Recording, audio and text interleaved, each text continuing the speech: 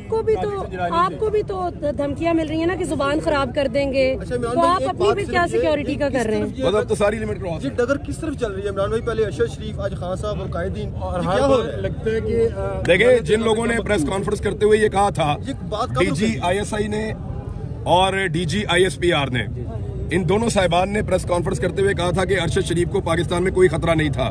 मैं आज उनसे पूछना चाहता हूं कि अरशद शरीफ के पास तो एक सिक्योरिटी वाला भी नहीं था। हमारा भाई तो अकेला फिरता था इस शहर में, और इमरान खान के साथ तो सिक्योरिटी बहुत ज्यादा होती है। अगर खान साहब के ऊपर अटैक हुआ है इस तरह से, तो फिर आप कैसे कह सकते हैं कि अरशद शरीफ इस मुल्क में सिक्योर था? बाकी सबका भी यहीं पे होगा। तो उनको बताया गया कि जी आपके लोग यहाँ इलाज हो रहा है। वो सिक्योरिटी वाला भी मुझे मिला लड़का, उसको नीचे से लेके यहाँ तक उसको 4 गोलियां लगी हुई हैं। अच्छा। और वो बिल्कुल इमरान खान साहब के सामने प्रोटेक्ट करता था राइट साइड से। अब मुझे उसका नाम नहीं पता लड़के का, लेकिन वो उसके थोड़े से बाल कम है सर पे। वो परसों जब मैं कंटेनर पे गया था ना, तो वही लड़के ने मुझे जगह बनाकर दी थी, मुझे याद है। तो वो मुझे अंदर मिला, बल्कि व्हील चेयर पे उसको लेकर जा रहे थे, तो उसने मुझे आवाज दी। मैं उसके बाद गया, मैं समझा कोई और पेशेंट है, यही लड़का है। डॉक्टर्स का क्या कहना है, कितनी देर तक रेस्ट कितनी देर तक इमरान खान साहब को? ये अभी डॉक्टर्स कुछ भी नहीं बता रहे। अभी दोबारा खान साहब को फिर मेरे ख्याल में चेक करेंगे। उनको जो पहले जो ऑपरेशन था इनिशियली, वो तो हो गया। उनकी एक घुटने की जो हड्डी है, उसको भी मुझे एक साहब बता रहे थे, कुछ चिप करके कोई पार्टिकल या गोली गुजरी है, और मल्टीपल इंजरीज हैं, कोई एक नहीं है, लेकिन एक ही टांग है जिसके ऊपर खान साहब की लगी हैं। ये जब गोलियां लगी हैं तो खान साहब फिर नीचे बैठे हैं। उसके बाद फिर उनको वहां से मूव किया गया। एकदम बयान आ गया। अच्छा, ये जो बयान आया ना, इसके बारे में मैं आपको बता देता हूँ। इस पे बहुत तशवीश है अंदर। IG पंजाब भी था, CCPO लाहौर भी था, वज़ीर आला पंजाब भी था। वज़ीर आला पंजाब का और बाकी लोगों का जो वो था, बड़ा नॉर्मल तरीके से वो कर रहे थे।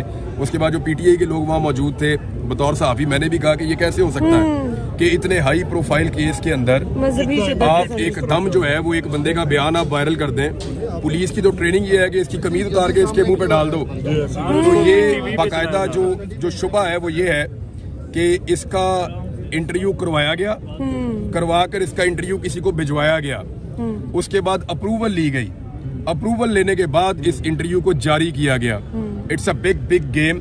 बाकायदा तोते की तरह रटाया हुआ इंटरव्यू था उस बंदे का, और ऐसा कभी नहीं होता, ऐसा कभी नहीं होता। मुझे आप बताएं कि कब ऐसे हाई प्रोफाइल हमले के बाद मुलजिम को पकड़ के उसका इंटरव्यू लिया गया? खान साहब हॉस्पिटल नहीं पहुंचे, उसका इंटरव्यू ऐसा कभी नहीं होता। इमरान खान साहब के हॉस्पिटल पहुंचने से पहले उसका इंटरव्यू इन्होंने वायरल किया है। ये डेलिबरेटली किया है, और ये पूरी की पूरी अंदर जो तरीके इंसाफ की क़यादत थी, या अंदर जो उनकी फैमिली के लोग हैं, या इवन अंदर जो पंजाब गवर्नमेंट के ऑफिशियल्स हैं और पुलिस है, वो सारे इस बात पे हैरान थे। IG पंजाब इसको गोल करना चाह रहे थे कि जी अभी तो देखें ना, जिन्होंने पकड़ा है उन्हीं को कैसे मुअत्तल किया जा सकता है। मैंने फिर IG पंजाब से, वहाँ पे बाकी लोगों ने भी ये गुजारिश की कि जनाब जो पकड़ा वो ड्यूटी थी, और ये जो काम किया ये क्राइम है। ये जो काम है ये तो क्राइम है ना। कैसे हो सकता है कि इतने हाई प्रोफाइल केस के अंदर आप एक बंदे को गिरफ्तार करें, और गिरफ्तार करने के बाद फौरी तौर पे आप उसका एक इंटरव्यू करें, और उस इंटरव्यू में आप साबित करें कि ये मामला सिर्फ इमरान खान और इस बंदे के दरमियान है, बीच में तीसरा कोई इन्वॉल्व नहीं है। आप साबित करने की कोशिश कर रहे हैं कोई हैंडलर नहीं है, आप साबित करने की कोशिश कर रहे हैं कोई सहूलतकार नहीं है। तो आपको 3 नाम मिल गए सबको, जो इमरान खान साहब के साथियों ने आकर दिए स्टेटमेंट में। क्या क्या नाम दिए हैं अंदर जो डिस्कस हुआ? हाँ जी, कौन कौन है? मेजर फैसल, हाँ, मेजर जनरल फैसल, उनका नाम दिया है, और शहबाज शरीफ का नाम दिया, और राणा सनाउल्लाह का। राणा सनाउल्लाह ने अभी स्टेटमेंट दिया था कुचलने का इमरान खान को, और ये चंद दिन पहले उन्होंने ये धमकी दी है जान से मारने की। उसके अलावा शहबाज शरीफ का भी उन्होंने नाम दिया है, और ये तीनों नाम अब आपके सामने हैं। किसमें? देखें, ये फौरी तौर पे होना ये चाहिए कि इस बंदे को लाहौर शिफ्ट किया जाए, बिल्कुल, और इसकी इंक्वायरी यहाँ IG ऑफिस की ज़ेरे निगरानी हो, और तमाम फैसिलिटीज प्रोवाइड की जाएं। जियो फोरेंसिक पूरी तरह होना चाहिए। देखिए, पुलिस के पास वो वसाइल नहीं है जो पाकिस्तान की इंटेलिजेंस एजेंसीज के पास हैं। अगर शफाफ तहकीकात हो तो पता चलेगा कि इसका हैंडलर कौन है। और देखें, ये 9mm का पिस्टल था, ये 9mm का पिस्टल था, और ये जो पिस्तौल था, याद रखिएगा, आम आदमी इसको हैंडल नहीं कर सकता। मैं वेपन्स को जानता हूँ। ये 9mm का पिस्टल था, इसमें 18 गोलियां मैक्सिमम डलती हैं। अगर आप इसके ऊपर छोटा मैगजीन लगाएं तो नॉर्मल मैगजीन 18 गोलियां इसके अंदर डलती हैं। दूसरा ये ऑटोमेटिक था, ये पाकिस्तानी पिस्टल ऐसे ऑटोमेटिक नहीं होते, ये ऑटोमेटिक पिस्टल, इसकी हैंडलिंग भी आम आदमी नहीं कर सकता। ऑटोमेटिक पिस्टल तब रखा जाता है जब आपने किसी को जान से मारने का फैसला कर लिया हो कि मैं गोली चलाऊंगा तो सारी गोलियां एक साथ मैं स्प्रे करूंगा और फेंकूंगा। इसकी एक साथ सारी, और इस आदमी की जेब से कोई नशा आवर पुड़ी भी निकली है, तो एक नशई जो है उसको इस्तेमाल किया गया है। और उस नशई के बाद इतना महंगा पिस्तौल वो क्या कर रहा था। दूसरा ये जो अजान वाला एलिमेंट डाला गया ना बीच में, ये झूठ है। कहा जा रहा है कि 2 बंदे। मैं परसों कंटेनर पे था, मैं आपको क्लियर कर देता हूँ। ये बिल्कुल, मैं परसों कंटेनर पे था, वहाँ पे अजान होती है बिल्कुल कंटेनर के रेड लाइन तक क्रॉस हो गई। मैं नहीं, बिल्कुल वो अजान वाली बात कंप्लीट कर ली। मैं भी परसों थी, बिल्कुल सही मैं बात परसों है। कंटेनर पे था, बिल्कुल कंटेनर के ऊपर बाकायदा अजान होती है।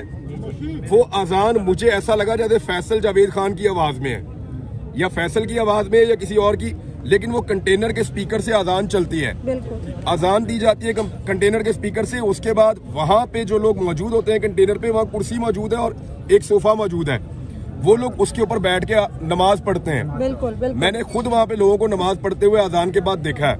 एजाज चौधरी साहब वहाँ नमाज पढ़ रहे थे, अजान के बाद बिल्कुल खामोशी कर दी गई थी थोड़ी देर के लिए।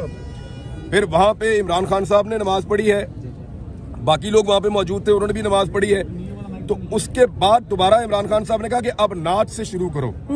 फिर नजम शराज ने गालिबन 2 मरतबा एक नात पढ़ी, तो इमरान खान साहब ने कहा तुम फिर पढ़ो, उन्होंने फिर दोबारा नात पढ़ी। तो मुझे अच्छी तरह पता है कि ये जो एक बहाना बनाया गया ना, तोते की तरह रटा रटा है बयान कि अजान हो रही थी और गाने चल रहे थे, तो नहीं। एक तो जिस वक्त ये गोली चली है उस वक्त कवाली थी, आप वीडियो में देख सकते हैं कि उस वक्त अल्लाहू वाली कवाली चल रही थी। दूसरा मैं जानना चाहता हूँ कि अजान के वक्त कवाली चलने पे इस आदमी ने पहले कितने कत्ल किए हैं? क्या ये ऐसे ही करता है हमेशा? हमारे यहाँ पे बार बार बररबिल अव्वल के भी हम लोग जश्न मनाते हैं, बाकी चीजें भी होती हैं। तो ये सिर्फ एक बंदे को ऐसा लगता है तैयार किया गया था, ये एक हो रहा है, इसके हैंडलर्स कोई और हैं, और वो हैंडलर जो है उन्होंने फौरी तौर पे बंदोबस्त किया। और मैं आपको फिर बता रहा हूँ कि पहले ये वीडियो रिकॉर्ड की गई है, फिर इस वीडियो को सुनवा के अप्रूवल ली गई है, अप्रूवल लेने के बाद इस वीडियो को जारी किया गया है कि ये वीडियो ओके, अब इसको जारी कर दिया जाए। ये बहुत जल्दी थी इस बात की। ये अभी तक एक हमलावर के बारे में इंफॉर्मेशन कंफर्म है, और दूसरे के बारे में लोग बात कर रहे हैं, पुलिस ढूंढ रही है। देखिए, गवर्नमेंट ऑफ पंजाब को इससे बरीउज़िमा नहीं किया जा सकता। गवर्नमेंट ऑफ पंजाब की रिस्पॉन्सिबिलिटी है और वफाकी हुकूमत की भी रिस्पॉन्सिबिलिटी है इमरान खान को सिक्योरिटी देना, और अगर नहीं दे पाए तो गवर्नमेंट ऑफ पंजाब को भी इसका जवाब देना पड़ेगा। आपको भी तो धमकियां मिल रही है ना कि जुबान खराब कर देंगे, तो आप अपनी भी क्या सिक्योरिटी का कर रहे हैं? मतलब तो सारी लिमिट क्रॉस ये डगर किस तरफ चल रही है इमरान भाई? पहले अरशद शरीफ, आज खान साहब और कायदीन, और क्या हो रहा है? लगता है कि देखिए, जिन लोगों ने प्रेस कॉन्फ्रेंस करते हुए ये कहा था, ये बात कब डीजी ISI ने और डीजी ISPR ने, इन दोनों साहिबान ने प्रेस कॉन्फ्रेंस करते हुए कहा था कि अरशद शरीफ को पाकिस्तान में कोई खतरा नहीं था। मैं आज उनसे पूछना चाहता हूं कि अरशद शरीफ के पास तो एक सिक्योरिटी वाला भी नहीं था, हमारा भाई तो अकेला फिरता था इस शहर में, और इमरान खान के साथ तो सिक्योरिटी बहुत ज्यादा होती है। अगर खान साहब के ऊपर अटैक हुआ है इस तरह से, तो फिर आप कैसे कह सकते हैं कि अरशद शरीफ इस मुल्क में सिक्योर था? 2 लोग अफगानिस्तान से पाकिस्तान में फैसिलिटेट किए गए थे, वो दोनों लोग अरशद भाई को कत्ल करना चाहते थे। हमें और बहुत सारे दूसरे लोगों को इस बात का पता था। अरशद भाई को बाकायदा उनकी तस्वीरें दिखाई गई थी, और अरशद भाई का वो लोग पीछा कर रहे थे। ना सिर्फ वो पीछा कर रहे थे उनके ऑफिस तक, उनके घर तक, बल्कि उनको हरासा किया जा रहा था, और उनको ये बताया गया था कि किसी भी वक्त आपको टारगेट कर दिया जाएगा। काफी दिनों से अरशद भाई अपनी फैमिली, अपने बच्चों को भी बाहर नहीं लेकर जा रहे थे अपनी गाड़ी में साथ, कि मेरे पे जब हमला हो तो मैं अकेला मारा जाऊं, मेरे साथ मेरे बच्चे नहीं होने चाहिए। लेकिन जब उनका चैनल बंद कर दिया, उसके बाद फिर उनके पास लड़ने के लिए हथियार ही कोई नहीं था, वजह ही कोई नहीं थी। तो देन उनको लोगों ने कहा कि अब आपको निकल जाना चाहिए, तो उन्होंने यही बेहतर समझा कि वो चले जाएं। उस रात अकेला अरशद शरीफ नहीं भागा था, मैं आपको कंफर्म कर देता हूं, उस रात 3 लोग भागे थे इस्लामाबाद से। 3 लोग जो इकट्ठे बैठे थे, उन्होंने मिलकर फैसला किया था कि आज हम इस्लामाबाद छोड़ देंगे जब तक हालात बेहतर नहीं होते। एक छोड़कर गए थे उस रात को काशिफ अब्बासी साहब, वो लाहौर आ गए थे। एक इस्लामाबाद को उस दिन छोड़ा था खाबर घुम्मन ने, वो अपने गांव चले गए थे, और एक अरशद शरीफ साहब ने, वो पाकिस्तान से बाहर चले गए थे।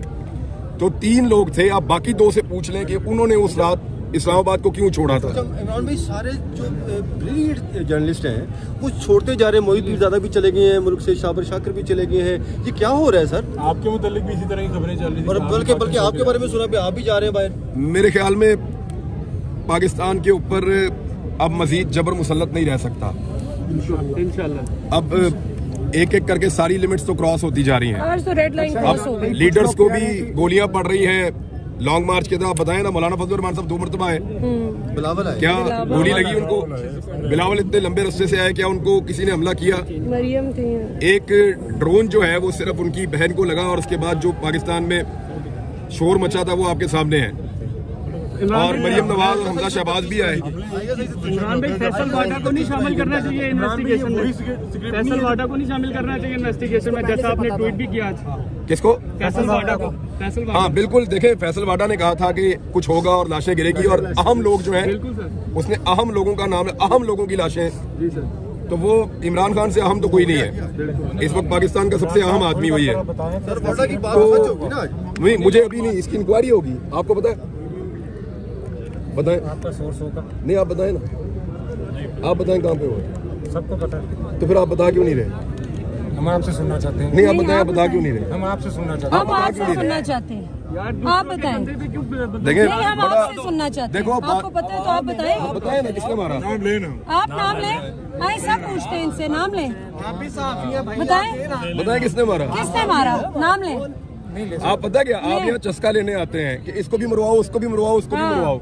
वो जो मारने वाले वो भी हमारे ही लोग हैं। खुदा की कसम इसलिए नहीं नाम लेते, इसलिए नाम लेने से नहीं डरते कि कोई हमें वो मार देंगे, इसलिए कि हम अपने लोगों की बेइज्जती नहीं करवाना चाहते, इसलिए कि हम इस मुल्क के वफादार हैं। डर नहीं लगता हमें, डर लगता होता भाग जाता मैं पाकिस्तान से बाहर गया था।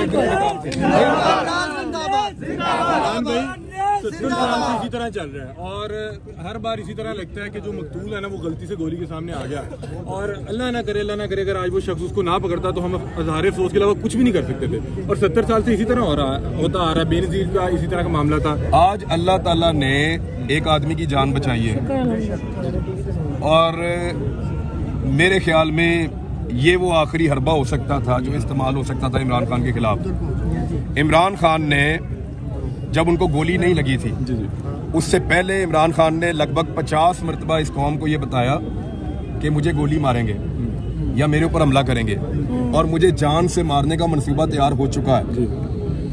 उन्होंने ये भी कहा कि एक बंद कमरे में चंद लोगों ने मिलकर मुझे मारने का मंसूबा बनाया। उन्होंने ये भी कहा कि जब मुझे मार दिया जाएगा तो इसको कोई और रंग दिया जाएगा। वो हम देख रहे हैं। आपने सुना ना, क्या वो सारा कुछ सही साबित नहीं हो रहा? बिल्कुल। अब इंतजार करो इमरान खान के स्टेटमेंट का, वो क्या कहते हैं। इमरान भी आपको भी बड़े सवेर थ्रेट हैं, तो आपने नहीं सोचा कि आप भी?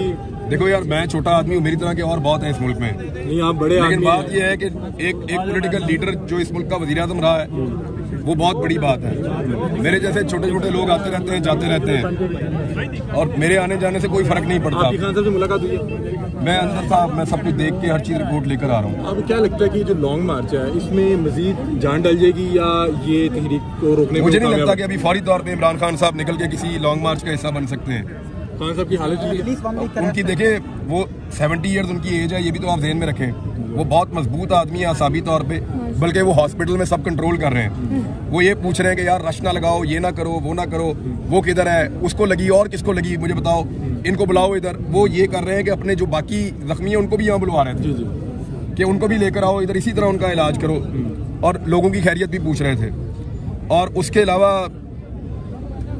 अग्रेशन तो है, फिर आपको आइडिया है सूरत हाल जिस तरह की बनी है उसमें कोई आदमी नॉर्मल नहीं रह सकता जिसके साथ आप इतनी बड़ी ज्यादती करें। इमरान भाई, पंजाब में कल बड़ी अहम मुलाकात हुई है, सादिक संजरानी साहब जो है परवेज़ इलाही साहब से मिले, तो आपको लगता है कि कोई हालात और उनका रुख भी बदल रहा है? क्योंकि पंजाब में जहाँ पे आपकी हुकूमत, सिक्योरिटी आपकी अपनी, और वहाँ पे इस तरह का मामला होता है और उसके बाद पकड़ के फौरी तौर पर जो बयान दिलवाया जाता है। सादिक संजरानी साहब को अपनी मुसीबत पड़ी हुई है ना, उनके ऊपर तहरीक-ए-एतमाद की तलवार है, तो वो उनके अपने अलग मामला हैं।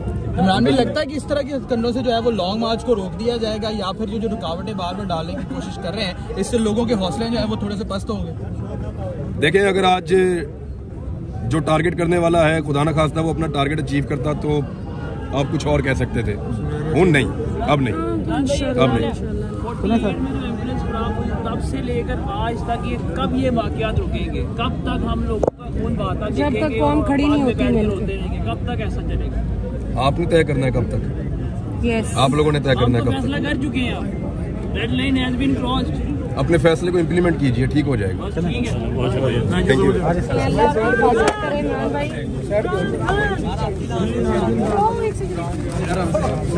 नहीं बच्चा गाड़ी देना किसी को निकलना। नहीं मैं इधर ही। आप इधर